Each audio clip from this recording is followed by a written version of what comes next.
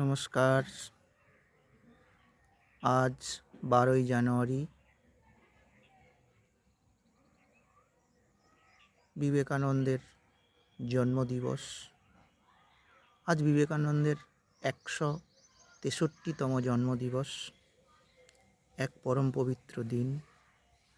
বিবেকানন্দ একদিকে ছিলেন দার্শনিক, লেখক, বীর সন্ন্যাসী এবং ভারতের যুব সমাজের আইকন। এই বিবেকানন্দের জন্মদিন উপলক্ষে আজ জাতীয় দিবস পালিত হচ্ছে। সারা দেশে ধুমধাম সহকারে বিবেকানন্দ জাতীয় দিবস পালন করা হচ্ছে বিবেকানন্দের জন্মদিনকে উপলক্ষ করে।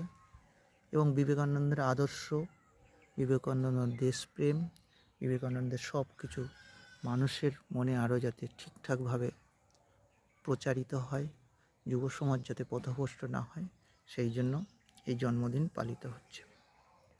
বিবেকানন্দ রামকৃষ্ণ মঠ ও রামকৃষ্ণ মিশন প্রতিষ্ঠা করেছিলেন। তিনি প্রথম বলেছিলেন যে, গর্ব করে বলো আমি হিন্দু। আমেরিকার মাটিতে বিশ্ব ধর্ম সম্মেলনে বিবেকানন্দ কাঁপিয়ে দিয়েছিলেন এবং সমস্ত আমেরিকাবাসী, আমার ভাই বোন, এই উদ্যোক্তা আহ্বানে আমেরিকার আপামর জনসদনে বিবেকানন্দকে শ্রেষ্ঠত্বের আসনে এবং মনের মণিকোঠায় স্থান করে নিয়েছিলেন।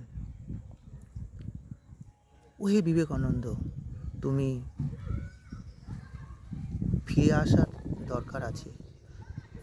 আজ যুব সমাজ পথভ্রষ্ট, নানা রকমভাবে পাপ ও পঙ্কিল যুব সমাজের মধ্যে গেড়ে বসেছে এবং তুমি যে হিন্দু নবজাগরণ করেছিলেন, সেই হিন্দু নবজাগরণ আজ বারবার পদদলিত। তাই তোমার মতন বীর বারবার কারোর না কারোর মাধ্যমে ফিরে আসার দরকার। রবীন্দ্রনাথের কথায়, ভারতবর্ষকে জানতে হলে বিবেকানন্দকে জানতে হবে। প্রতিটি ভারতবর্ষের মধ্যে তাই বিবেকানন্দের শিক্ষার চেতনা, বিবেকানন্দের জ্ঞান ফুটিয়ে তোলা একান্ত জরুরি। জয় জয়তু বিবেকানন্দ, বেঁচে থাকো।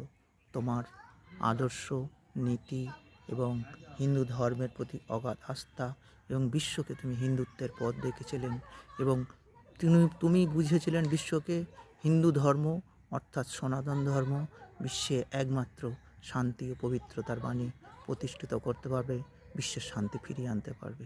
ভালো থেকো বিবেকানন্দ, যেখানেই থেকো।